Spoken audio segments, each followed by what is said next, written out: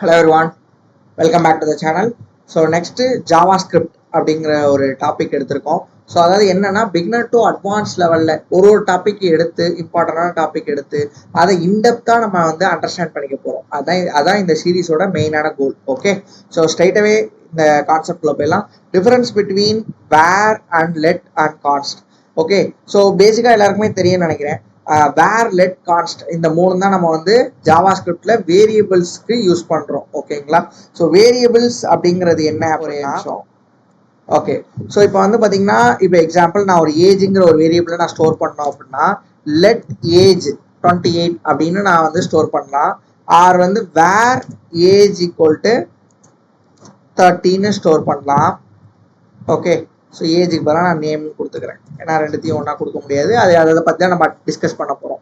அடுத்து நான் கான்ஸ்ட் phone number அப்படின்னு கூட கொடுத்து சம்திங் எல்ஸ் கொடுக்கலாம் இந்த மாதிரி. ஓகேங்களா, ஸோ லெட்டுங்கிறது என்னன்னா இப்போ நியூ ப்ரௌசர்ஸில் ஆஃப்டர் நியூ வெர்ஷன்ஸ் ஆஃப் ஜாவாஸ்கிரிப்ட்ல நம்ம யூஸ் பண்ணுறது. கான்ஸ்ட்ங்கிறது என்னன்னா வெறும் ஒன் டைம், இதை நான் ரீநேம் பண்ண முடியாது, அதாவது ரீஅசைன் ஆர் அதை பற்றி தான் ஃபுல்லாகவே பார்ப்போம். ஓகே, வேறுங்கிறது என்னன்னா ஓல்டு ப்ரௌசரில் நம்ம யூஸ் பண்ணக்கூடியது. உங்களோட அதாவது நீங்கள் ஓல்டு ப்ரௌசர்ஸ் யூஸ் பண்ணியிருக்காங்க அப்படின்னா நீங்கள் அந்த இடத்துல வேறு தான் யூஸ் பண்ணணும் அப்படிங்கிறது தான் மெயினான ஒரு விஷயம். Okay, ton. ஸோ இப்போ மெயினாக என்ன அப்படின்னா, அதாவது வேரியபிள்ஸ் அப்படின்னா என்ன அப்படின்னா store data in a programming language. Variables are used to store data values. JavaScript uses the keywords like var, let and const to declare the variables. An equal sign is used to assign values to variables. அதாவது என்ன சொல்றாங்க அப்படின்னா, இப்போ நான் ஏஜ்ங்கிற ஒரு value எடுத்துக்கிறேன். அந்த வேல்யூவை நான் ஒரு பாக்ஸ்ல ஸ்டோர் பண்ணி வைக்கிறேன், அதுதான் லெட். ஓகேங்களா, இப்போ அதே இன்னொரு நேமுங்கிறது என்னன்னா, இப்போ எக்ஸாம்பிள் நம்ம வீட்டிலலாம் ஸ்டோர் பண்ணுவோம்ல மஞ்சத்தூள், மிளகாத்தூள், அது மாதிரி. ஏன்னா இது எல்லாத்தையும் நான் ஒன்றா மிக்ஸ் பண்ண முடியாது, கரெக்டுங்களா? ஸோ அது மாதிரி தான் இது எல்லாத்தையும் நான் செப்பரேட்டாக ஸ்டோர் பண்ணி வச்சுக்கிறேன். ஏன் ஸ்டோர் பண்ணுறோம் அப்படின்னா, நான் ஃபியூச்சரில் நான் இதை எடுத்துக்கலாம். இப்போ நான் ஏஜ் நான் இங்கே ஸ்டோர் பண்ணிட்டேன்னா இப்போ நாளைக்கு நான் இதை ஏஜை மாடிஃபை பண்ணலாம், இல்லைனா அப்டேட் பண்ணலாம், இல்லை டெலிட் பண்ணலாம், சம்திங் எல்ஸ் பண்ண முடியும். அதனால தான் நான் ஸ்டோர் பண்ணுறேன். ஓகேங்களா, சரி, ரைட். ஓகே ஓகே, ஸோ மெயினான அதாவது என்ன டிஃப்ரென்ஸ் அப்படிங்கிறத பார்க்கலாம். ஓகே, ஸோ பார்த்தீங்கன்னா ஒரு 4 டிஃப்ரென்ஸ் நம்ம பார்க்க போகிறோம். ஓகே, வேறு, லெட்டு, கான்ஸ்ட் 3 இருக்கு. அண்டு நான் என்னென்ன டிஃப்ரென்ஸ் அப்படின்னா, ஸ்கோப் ஃபர்ஸ்ட். ஸ்கோப் என்ன அப்படின்னா ஃபங்க்ஷன் ஆர் குளோபல் ஸ்கோப். அதாவது var global scope, let and const block scope. Okay, so இது எப்படின்னு நம்ம பார்த்துடலாம். சிம்பிள். இப்போ நான் வேர் ஃபர்ஸ்ட் நான் கான்ஸ்ட்லேருந்து ஸ்டார்ட் பண்ணுறேன். ஓகே, ஸோ கான்ஸ்டண்ட்டாக நான் ஏஜை நான் 20 கொடுக்குறேன். இப்போ நான் ஏஜோட வேல்யூ 20 கொடுக்குறேன். ஓகேங்களா, இஃப் ஏஜ் இருந்தால் ஏஜ் கிரேட்டர் தென் 10 இருந்துச்சுன்னா நான் என்ன பண்ணுறேன்னா ஏஜ் ஈக்குவல் டு 10ன்னு அசைன் பண்ணுறேன். இப்போ console.logல என்ன பண்ணுறேன் அப்படின்னா இன்சைடு, ஓகே, இன்சைடு நான் ஒரு வேரியபிள் வச்சுட்டு ஏஜை பிரிண்ட் பண்ணுறேன். அண்ட் அவுட் சைட்லேயும் console.log ஆஃப் அவுட் சைடு ஏஜையும் பிரிண்ட் பண்ணுறேன். ஓகே, ஸோ இப்போ நீங்கள் பாருங்கள், நான் என்ன பண்ணியிருக்கேன்னா டிக்ளேர் பண்ணியிருக்கேன் கான்ஸ்ட் ஏஜ் ஈக்குவல் டு 20ன்னு. ஏஜ் 10ஓட அதிகமாக இருந்துச்சுன்னா நான் ஏஜ் 10ன்னு நான் அப்டேட் பண்ணியிருக்கேன். console.logல இன்சைடில் என்ன இருக்குது, அவுட் சைடில் என்ன இருக்குன்னு பார்க்கலாம். ஓகே, ஸோ என்ன வருதுன்னு பாருங்க, அசைன்மெண்ட் டு கான்ஸ்ட் வேரியபிள். ஸோ என்னால் அதாவது இந்த இடத்துல என்னன்னா பிளாக் ஸ்கோப் வேரியபிள் அப்படிங்கிறது. ஓகே, ஒரே நிமிஷம். இங்கே நான் கான்ஸ்ட் நான் அப்டேட் பண்ணியிருக்கேன். ஓகே ஓகே, ஸோ இப்போ பாருங்க இன்சைடில் என்ன வேல்யூ இருக்கு, 10 இருக்கு. அவுட் சைடில் 20 இருக்கு. தெரியுதுங்களா உங்களுக்கு? இன்சைடில் 10 இருக்கு, அவுட் சைடில் 20 இருக்கு. ஸோ அப்போ அதாவது இதுதான் block scope variable. So block scope means என்னன்னா இந்த பிளாக்ல அது செப்பரேட் கண்டிஷன்ஸ் படி தான் இருக்கும். அவுட் சைட் குளோபல்ங்கிறது என்னன்னா இப்போ ஏஜ், இந்த ஏஜ் குளோபல், இந்த குளோபல் வேல்யூவை தான் இங்கே வருது. ஓகேங்களா, இதுதான் பிளாக் ஸ்கோப் வேரியபிள். இதே மாதிரி தான் லெட்டும் இருக்க போகுது. ஓகேங்களா, ஃபார் எக்ஸாம்பிள் லெட்டை நான் போடுறேனே, லெட்டு இப்போ என்ன வருதுன்னு பார்த்துருவோமா? பார்த்தீங்களா, சேம் வருது, கரெக்டுங்களா? ஸோ இப்போ இதுக்கு பதிலாக நம்ம என்ன பண்ணலாம் அப்படின்னா, நான் வேற கொண்டு வரேன். வேர் ஏஜ் ஈக்குவல் டு 20 கொடுக்குறேன். இப்போ அதே இஃப் ஏஜ் வந்து greater than 10 இருந்துச்சுன்னா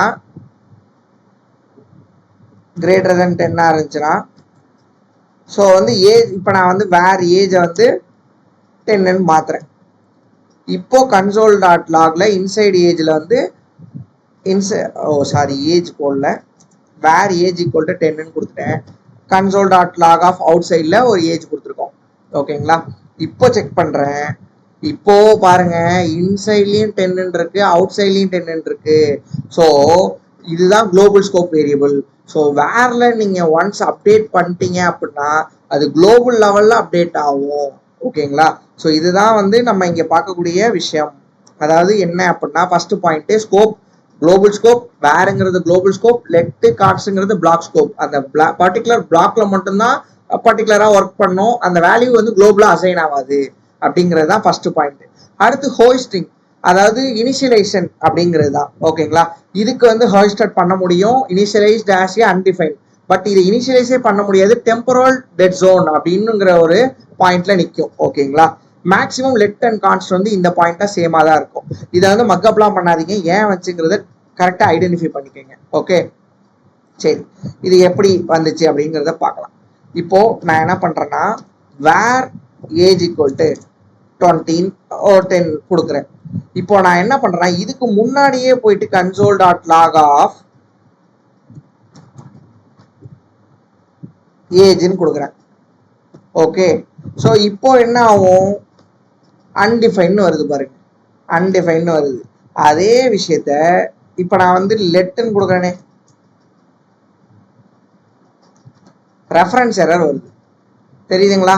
ரெஃபரன்ஸ் எரர், ஏஜ் வந்து பிஃபோர் இனிஷியலைசேஷனுக்கு முன்னாடியே நீங்கள் வந்து ஆக்சஸ் பண்ண பார்க்குறீங்க அப்படின்னு எரர் அடிக்குது.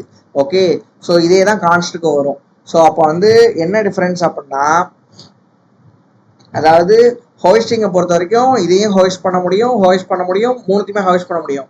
But initialised as a undefined and இதை நாட் இனிஷியலைஸ் பண்ண முடியாது, டெம்போரல் செட் ஒன் வரைக்கும் வெயிட் பண்ணணும். இதுவும் அதே மாதிரி தான் ரெஃபரன்ஸ் எரர் வரும் அப்படிங்கிறது தான். ஓகே, நெக்ஸ்ட் ரீ அசைன்மெண்ட். ஓகே, ஸோ ரீ அசைன்மெண்ட் அப்படின்னா என்னன்னு பார்த்துடலாம். ஸோ ரீ அசைன்மெண்ட் அப்படிங்கிறது என்ன அப்படின்னா, அதாவது ஒரு வேல்யூ கொடுக்குறேன், லெட். ஓகே, முதல்ல நான் வந்து எப்போவுமே கான்ஸ்ட்லேருந்து ஸ்டார்ட் பண்ணலாம். கான்ஸ்ட் ஏஜ் ஈக்குவல் டு 20. இப்போ நான் போயிட்டு மறுபடியும் ஏஜ் ஈக்குவல் டு 13 போடுறேன். Console dot log of age அப்படின்னு நான் போடுறேன். இப்போ என்ன ஆகும் தெரியுதுங்களா? Assignment to constant variable. So அதனால reassignment is not possible. ஓகேங்களா, புரியுதா? அதாவது கான்ஸ்ட்டை பொறுத்த வரைக்கும் reassignment is not possible. Okay, அடுத்தது அதே இப்போ நான் லெட் போடுறேன், லெட் ஏஜ் ஈக்குவல் டு 20. ஏஜை நான் இப்போ 13 மாத்திட்டேன். இப்போ ரன் பண்றேன், 13 மாறிடுச்சு பாருங்க. So reassignment is possible, லெட்லையும் பாசிபிள் அண்ட் வேர்லையும் பாசிபிள் தான். ஸோ வேர்லையும் பாசிபிள், இதை தான் தேர்ட் பாயிண்டா சொல்லியிருக்காங்க. ரீ அசைன்மெண்ட் இஸ் வேர்லையும் லெட்லையும் அலவுட் பண்ணுவாங்க, கான்ஸ்ட்ல not allowed. Redeclaration, final one redeclaration என்ன அப்படின்னா, ரீடிக்ளரேஷன்ங்கிறது என்னன்னா, இப்போ நான் வந்து கான்ஸ்டே போடுறேன், கான்ஸ்ட் ஏஜ் ஈக்குவல் டு 20. இப்போ மறுபடியும் கான்ஸ்ட் ஏஜ் ஈக்குவல் டு 13 போட்டா எனக்கு எரர் இங்கேயே அடிச்சிருச்சு. ஓகே, நம்ம விஎஸ் கோட்லேயே எரர் வந்துருச்சா? ஸோ இப்போ கன்சோல் டாட் லாக் போட்டோம்னா கண்டிப்பாக எரர் தான் அடிக்கும், கரெக்டுங்களா? இப்போ டெஃபினட்டாக என்ன எரர் வருது, identify age has been declared அப்படின்னு வருது. இதே தான் லெட்டுக்கும் வரப்போகுது, கரெக்டா? ஏன் அப்படின்னா, so redeclaration is not possible in both let and const. Okay, so error வந்துருச்சு பாருங்க, இதே எரர் தான் மறுபடியும் வரப்போகுது.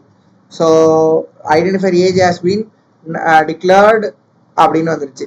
இதே விஷயத்த நான் வேர் யூஸ் பண்றேன், வேர் மறுபடியும் வேர் போட்டிருக்கேன். இப்போ என்ன வருதுன்னு பார்க்கலாம். ஸோ வேர் போட்டா அசைன் ஆகுது, கரெக்டா? Redeclaration is possible.